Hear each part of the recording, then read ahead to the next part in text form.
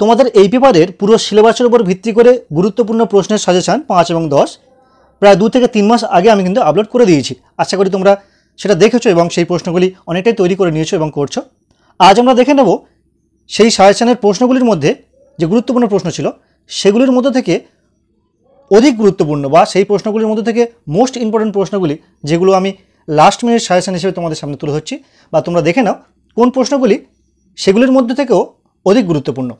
দেখো, আমি প্রথমেই বলবো, এই দেখো, এই যে ভারত ছাড়ো আন্দোলন, এই যে প্রশ্নটি দেখো, তোমরা যদি বিগত বছরের প্রশ্নপত্র দেখো তাহলে দেখবে 2021 সালে এবং 2023 সালে আইন অমান্য আন্দোলন সম্পর্কে একটি প্রশ্ন এসছে এবং 2022 সালে এসছে এই ভারত ছাড়ো আন্দোলন এই প্রশ্নটি। তোমরা জানো যে তোমাদের যেহেতু পরীক্ষা 2024 সালে হবে, তাই 22 সালের প্রশ্নপত্র কিন্তু তোমাদের জন্য ইম্পর্টেন্ট। তাই আমি মনে করছি এই যে ভারত ছাড়ো আন্দোলন এই যে প্রশ্নটি রয়েছে, তোমাদের এই প্রশ্নটি এবছরে আসার সম্ভাবনা 100%। আমি মনে করছি এই প্রশ্নটা আসার সম্ভাবনা তোমাদের 100%, অর্থাৎ এই একটি প্রশ্ন করে গেলে আশা করছি একটি প্রশ্ন তোমরা কমন পাবেই পাবে, এটা আমি মনে করছি। যেহেতু এই প্রশ্নটি 2022 সালে এসছে এবং এর সমগোত্রীয় প্রশ্ন আইন অমান্য আন্দোলন সেটা 21 এবং 23-এ এসছে, তাই আমি মনে করছি এই যে প্রশ্নটি এটি তোমরা একটি প্রশ্ন করে গেলে 100% আসার সম্ভাবনা রয়েছে। তো এই গেল 1 নম্বর প্রশ্ন। যেহেতু তোমাদের পরীক্ষায় 3টি 10 নম্বরের প্রশ্ন থাকে, অর্থাৎ 3টে প্রশ্নের উত্তর করতে হয়, 6টা থাকে, সেখানে তোমাদের 3টে প্রশ্নের উত্তর করতে হয়। সেক্ষেত্রে আমি তোমাদের 3টে প্রশ্ন দেখিয়ে দেবো কোন 3টে প্রশ্ন করলে তোমরা 3টে কোশ্চেন কমন পেয়ে যাওয়ার সম্ভাবনা রয়েছে বা পাবে। যার মধ্যে দেখো আমার মনে হয়েছে যে এই প্রশ্নটি একটা করলে একটা কোশ্চেন তোমরা কমন পাচ্ছ। এবার দেখে নাও 2 নম্বর প্রশ্নের জন্য। দেখো, 2 বিশ্বযুদ্ধের মধ্যবর্তী সময়ে শ্রমিক আন্দোলন এবং এই যে দেখো কৃষক আন্দোলন, দেখো শ্রমিক আন্দোলন এবং কৃষক আন্দোলন, এই দুটি প্রশ্ন দেখো। শ্রমিক আন্দোলন এবং কৃষক আন্দোলন ঘুরিয়ে ফিরে আসে। দেখো, শ্রমিক আন্দোলন এসছে 2022 সালে এবং কৃষক আন্দোলন এসেছিল 2021 সালে, অর্থাৎ 2023 সালে শ্রমিক আন্দোলন বা কৃষক আন্দোলন কোনোটাই কিন্তু আসেনি। তাই আমি মনে করছি তোমরা যদি এই 2 বিশ্বযুদ্ধের মধ্যবর্তী সময়ে সংগঠিত শ্রমিক আন্দোলন এবং এই কৃষক আন্দোলন এই দুটি প্রশ্ন যদি করে যাও, আশা করছি একটি প্রশ্ন কিন্তু তোমরা কমন পেয়ে যাবে। অর্থাৎ শ্রমিক আন্দোলন এবং কৃষক আন্দোলন এই দুটি প্রশ্ন করা মানে 2 নম্বর প্রশ্নের জন্য তোমরা কিন্তু অনেকটা এগিয়ে গেলে। প্রথম প্রশ্ন গেল ভারত ছাড়ো আন্দোলন, দ্বিতীয় প্রশ্নের জন্য রইল শ্রমিক আন্দোলন এবং কৃষক আন্দোলন, অর্থাৎ এই 3টে প্রশ্ন তোমরা করলে আশা করছি 2টি প্রশ্ন কিন্তু তোমরা কমন পেয়ে যাবে। তাহলে এই গেল 2 নম্বর প্রশ্ন, অর্থাৎ তোমার যে 3টে পরীক্ষার উত্তর করতে হবে তার মধ্যে 2টো প্রশ্ন চলে গেল। থাকছে 3 নম্বর। আসি 3 নম্বর প্রশ্নের জন্য কোন প্রশ্নটি গুরুত্বপূর্ণ দেখে নাও। দেখো, লজিক্যালি দেখো, জাতীয় কংগ্রেস থেকে 2টো প্রশ্ন আসে। এক হচ্ছে নরমপন্থীদের কার্যাবলী এবং চরমপন্থীদের উদ্ভবের কারণ। তো এই দুটি প্রশ্ন নরমপন্থী এবং চরমপন্থী, নরমপন্থী প্রশ্নটি কিন্তু এসছে 2021 সালে আর চরমপন্থী এসছে 2023 সালে। তাহলে আমি মনে করছি এই নরমপন্থী অর্থাৎ 1885 থেকে 1905 জাতীয় কংগ্রেসের প্রথম পর্বের যে কার্যাবলী, অর্থাৎ নরমপন্থীদের যে কার্যাবলী এবং তাদের সীমাবদ্ধতা, এই প্রশ্নটি আসার সম্ভাবনা তোমাদের কিন্তু 100%, এটা আমি মনে করছি। আর এটাও বলছি এই প্রশ্নটা কিন্তু তোমাদের 3 নম্বর প্রশ্ন হতে চলেছে। অর্থাৎ প্রথম গেল ভারত ছাড়ো আন্দোলন, দ্বিতীয়ের জন্য 2টি প্রশ্ন শ্রমিক এবং কৃষক, আর 3 নম্বরের জন্য রয়েছে জাতীয় কংগ্রেস। তো এই 4টি প্রশ্ন করলে তোমরা 3টে প্রশ্ন কমন পাওয়ার সম্ভাবনা অনেকটাই রয়েছে। এর সঙ্গে আমি আরও 2টি প্রশ্ন রাখছি, দেখে নাও। এই যে প্রশ্নটি দেখো, জোট নিরপেক্ষ আন্দোলনে জওহরলাল নেহরুর ভূমিকা। আমি হয়তো এটা স্টার দিয়েছি, 4 স্টার দিয়েছি, 5 স্টার দিইনি। তা সত্ত্বেও বলবো, দেখো তোমাদের নেহরু সম্পর্কে প্রতি বছর একটা প্রশ্ন আসে। 2021 সালে এসছে সংসদীয় গণতন্ত্রে নেহরুর ভূমিকা এবং সেই প্রশ্নটি এসছে 2023 সালেও এবং 22 সালে এসছে এই যে প্রশ্নটি, জোট নিরপেক্ষ আন্দোলনে জওহরলাল নেহরুর ভূমিকা।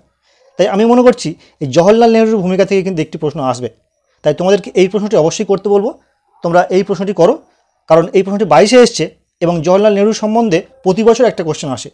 সেই লজিকে বলছি তোমাদের এই প্রশ্নটি আসার সম্ভাবনা কিন্তু অনেকটাই। তাই বলবো এই প্রশ্নটিও তোমরা অবশ্যই করো। এবং এই প্রশ্নের সঙ্গে তোমাদেরকে আরও যে 2টি প্রশ্ন অবশ্যই করে করতে বলবো সে দুটো দেখে নাও। বঙ্গভঙ্গ বিরোধী স্বদেশী আন্দোলনের বিভিন্ন ধারাগুলি লেখো এবং এর সীমাবদ্ধতা উল্লেখ করো, একটি প্রশ্ন। আরেকটি প্রশ্ন, ভারতীয় জাতীয় আন্দোলনে আজাদ হিন্দ ফৌজের ভূমিকা কী ছিল।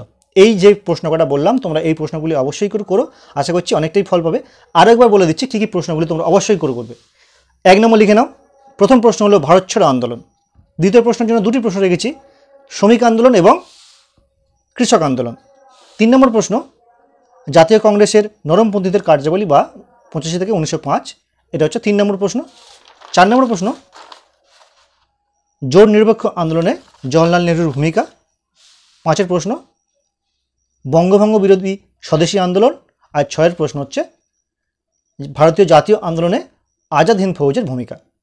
এই 6টি প্রশ্ন তোমরা অবশ্যই করো, আশা করছি 6টি প্রশ্ন করলে তোমরা তোমাদের ফাইনাল পরীক্ষায় অনেকটাই এগিয়ে থাকবে।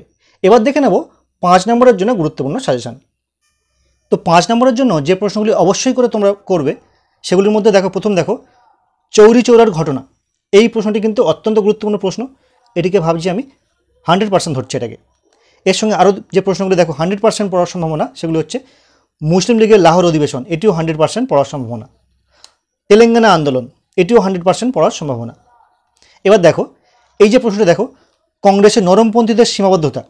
আমি এর একটু আগে বললাম 10 নম্বরের জন্য যে 1825 থেকে 1905 যে নরমপন্থীদের কার্যাবলী, সেখানে কিন্তু সীমাবদ্ধতা রয়েছে। অর্থাৎ সেই প্রশ্নটি করলে কিন্তু তোমরা 5এও পাচ্ছ এবং 10এও পাচ্ছ।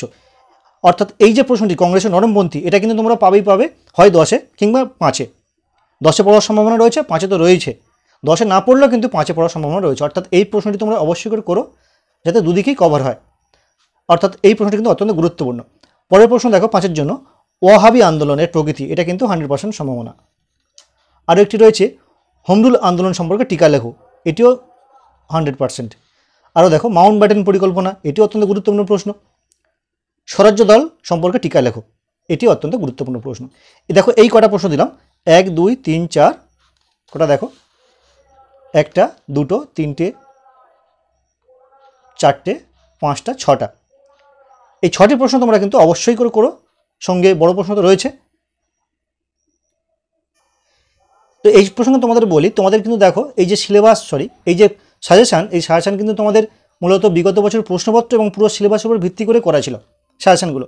তো সেখান থেকে আমি গুরুত্বপূর্ণ প্রশ্ন আমার যেগুলো মনে হয়েছে সেগুলো তোমাদের জন্য তুলে ধরলাম এবং 100% বা 5 স্টার দিলাম এবং বললাম যে প্রশ্নগুলি অবশ্যই পড়ার সম্ভাবনা রয়েছে সেগুলো বললাম, তোমরা সেগুলি করো। তবে এখনও বলছি তোমরা কিন্তু পুরো সিলেবাসটা কভারের জন্য যে সাজেশান দিয়েছি সেটা অবশ্যই দেখে যাও, তাতে তোমাদের সমস্যায় পড়তে হবে না বা সমস্যা পড়বে না বললেই চলে। তবে এই যে প্রশ্নগুলি বললাম তোমরা এগুলো অবশ্যই করো, কারণ এই প্রশ্নগুলি অধিক গুরুত্বপূর্ণ। তো তোমাদের সঙ্গে এটাও বলি যে তোমাদের আরও যে পেপারগুলো রয়েছে CC 14 এবং DSC A3 B3 যা রয়েছে সবগুলির suggestion, last minute suggestion already upload করে দিয়েছি, তোমরা সেগুলো দেখে নিতে পারো। তো আজকের ভিডিওটি কেমন লাগলো অবশ্যই কমেন্ট করে জানিও, পারলে প্লিজ একটি লাইক করো এবং বন্ধুদের সঙ্গে অবশ্যই শেয়ার করো।